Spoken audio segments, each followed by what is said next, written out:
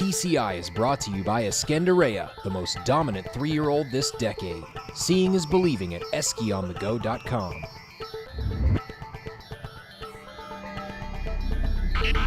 Welcome back to TCI, your inside track to the Breeders' Cup alongside Joel Cunningham. I'm John Siegel. Joel, we have to jump right in today because the Breeders' Cup picture has gotten a whole lot clearer. Pre-entries are out. And I want to talk about a few of the divisions and talk about some of the standouts and get to know these fields a little bit better. You know, one thing I noticed in the juvenile fields, man, they look a whole lot smaller than they did last year. They absolutely do, John. I mean, you just look at the pre-entries here, and, you know, we're talking about what? In the juvenile fillies, 9?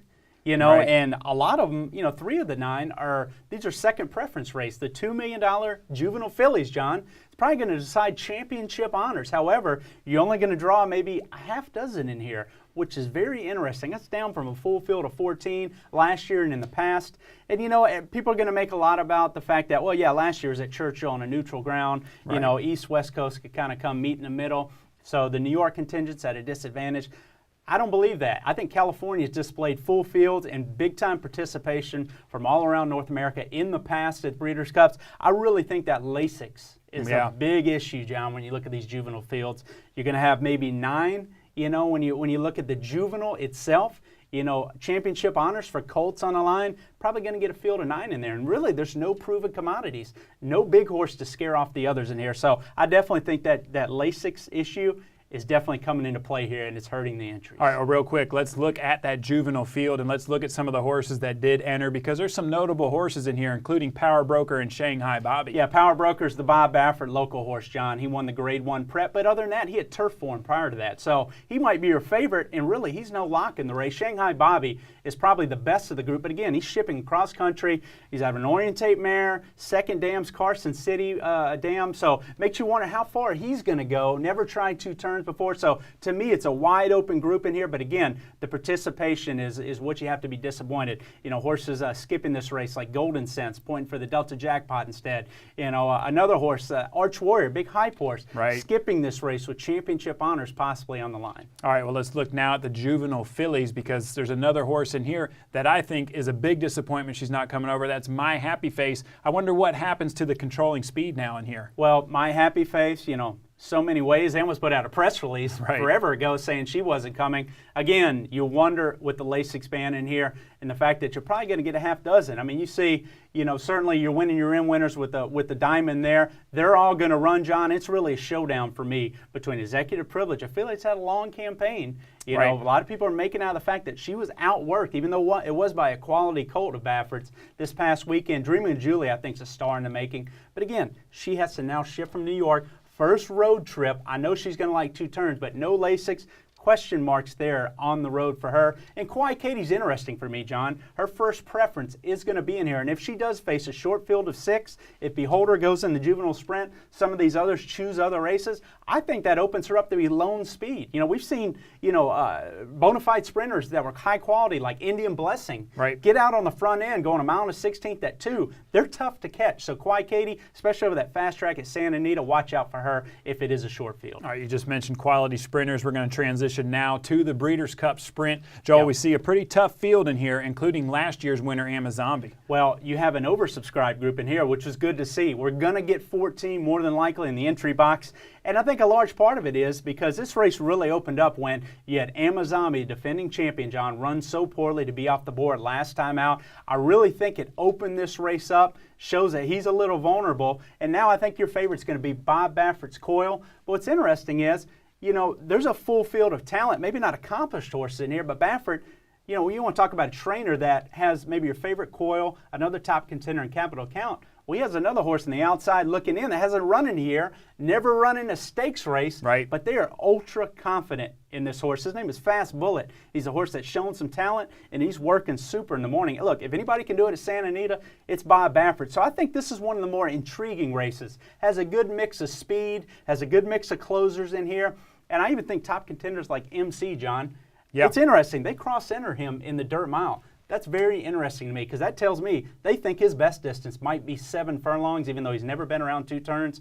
So they question whether or not he can get there at 6 furlongs. That's interesting to me because I think MC is a big contender. All right, well, let's look now at the Breeders' Cup filly and mare sprint. We see Groupie Doll in here. You know, she is tough and she's on top of her game, but she didn't scare anyone away. Absolutely not. I mean, you want to talk about one of the shortest price favorites of the weekend. She might not be anymore just out of pure number variables. I mean, she might face a dozen fillies in here. So if she runs in a 13-horse field, she'll be a very short price, John. But there are other talented horses in here. I mean, Groupie Doll, you know, a big filly has to take her game on the road. She's usually good at that. But to fly out to California, going to be warmer weather. You know, she's coming from Kentucky. I know she's out there working already, which was a smart move by Buff Bradley, but she's going to have to like that track, come from off the pace over a speed bias type track, and she'll be trying to run down talented fillies like Bob Baffert's contested. Right. Maybe Renee's got zip, has a lot of gas and quality if she runs in this race, so it's a pretty good group throughout. All right, Joel, let's move now to the Breeders' Cup Dirt Mile. You mentioned it just a second ago. MC Cross entered in here. I'm looking at this field.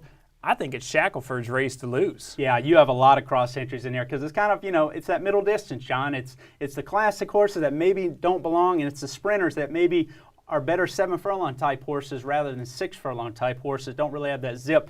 So you got a divided field in here. Very interesting group. It always is. Shackelford, I agree, John. If he's on his game, if he likes Santa Anita, I liked his prep coming in, but he's finicky about his tracks. If he likes that surface out there, he should be forwardly placed. I expect Shackelford to be a low-price favorite and deservingly so in here. Interesting horses for me would be MC if they decide to run him in here. I don't think that they will. And then Nanios. Nanios' first preference is in the Dirt Mile. Surprises me. I'd go for the Classic if I was him. He's a horse that I think by Pleasantly Imperfect is going to want to go longer, especially into his 4-year-old year, but they're looking at the Dirt Mile as a possibility. All right, let's look now at the Breeders' Cup Mile, Joel. Every year it seems like this race always grabs headlines. This year is no different. We see Wise Dan in here. He's going to be going against the 2011 Kentucky Derby winner, Animal Kingdom. Boy, what an interesting comeback spot for Animal Kingdom. This might be one of the most intriguing races of the entire weekend, John, just because you have so much European participation, so much North American possibilities. You mentioned Animal Kingdom. Right. He's a very sexy horse to make a start off the layoff, going a mile on the turf. Very interesting spotting, and I think clearly they're trying to get him back into form for the Dubai World Cup maybe next year, early next year, John. But interesting spot for him. Acceleration. He's the best European coming over in my eyes. He just ran 2 weeks ago. Can he now get on a plane, fire again a top effort over a course that is a little different than what he's used to running over in those taller courses in Europe, and run down a horse like Wise Dan, who is no Franco, who he's been chasing all year long in Celebration, but Wise Dan's a formidable horse.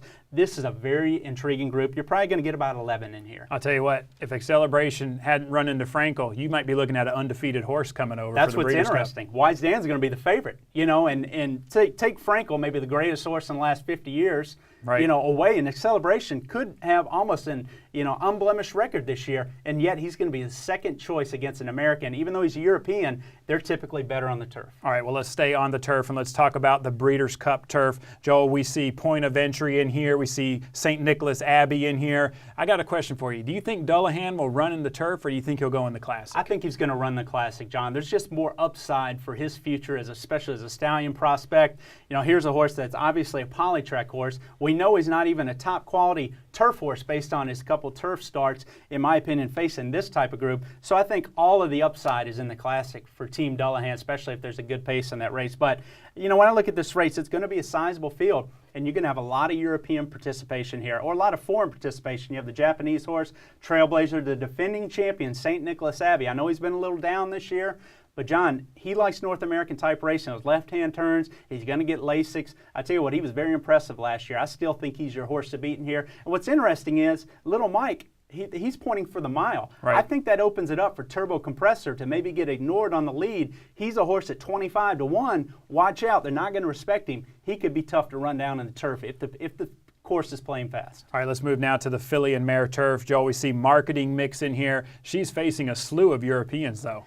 You know, you're right. I mean, you're probably going to get a dozen in here. Half the field is going to be European. So that sort of tempers my, you know, enthusiasm I had for Marketing Mix, a filly that I really thought was trending into this race the right way. I still feel that way, John, but the fact that, you know, she couldn't run down I'm a Dreamer, even though I do think she was better that day in the Beverly D. And then you look at the form of some of these other European fillies and that class and quality over there. Right. I mean, horses like the Fugue, Rita Cena. I mean, these are fillies coming from France, Great Britain, and Ireland that have had sensational years over there in Europe. Love the 10 furlong distance. The question will be the footing for them. Will they like the firm course here? That's one thing I know Marketing Miss has an advantage on. All right, one more division before I let you go. It's the Classic division. Let's start off with the Ladies Classic. Joel, the biggest question here, I think, is do we see the defending champ back in this race, or does she face the boys? I've been saying I think she should go against the boys. I mean, they paid $8 million for her for a reason.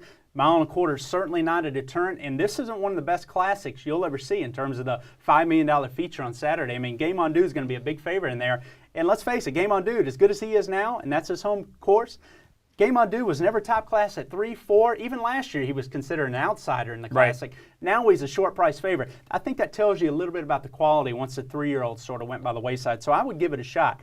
I would try the boys over this group because, let's face it, this is a pretty good group in its own right on Friday. I agree. Let's talk about the Classic real quick. You just mentioned Game On Dude. Tell me, who do you think has the best chance to beat Game On Dude out of this field? You know, that's a very interesting question, John. I think the best chance to beat Game On Dude is to have a good forwardly placed presence to give him a fight early. I think Game On Dude probably wants to get caught going a mile and a quarter if you challenge him early. That's the key. A horse like Fort Larned, I think they took his weapon away last time when he ran the Jockey Club Gold Cup. I expect him to be on the lead. Instead, they let Stay Thirsty go on a soft lead. They try to rate this horse, and he runs very even. If he shows his speed, Fort Larned, I think he can give Game On Dude an interesting tussle up front. And if they do that, the rest of the quality in the field, in my opinion, are deep closers going a mile and a quarter. That's what will make the stretch run interesting there. All right, Joel, I got one more question for you. It doesn't come from me. It's the WinStar Stablemates question of the week, and it's about the Breeders' Cup Juvenile.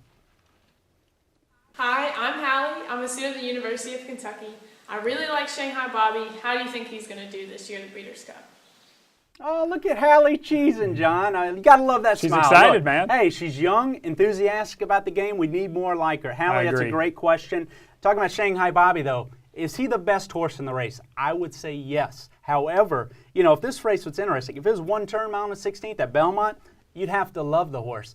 But I really question whether or not he can handle 2 turns, John. I like the home field advantage of Bob Baffert's Colts. I think they're going to be very tough in here. And I just think that lingering question of how far will this colt go? Will he handle 2 turns? To me, it's not worth taking a short price on him. So I like the quality. I really question him flying over and running big, a winning race around 2 turns in California. All right, well, great answer, Joel. And that was a great question. You can submit your question by visiting WinStarStablemates.com. Just look for the TCI box that says Question of the Week. You can submit a video or just send us an email. Either way, Joel, thanks again for your input. And thank you guys for watching. Make sure you come back next week. We're going to break down all 15 divisions, and we're going to tell you who we like in this year's Breeders' Cup.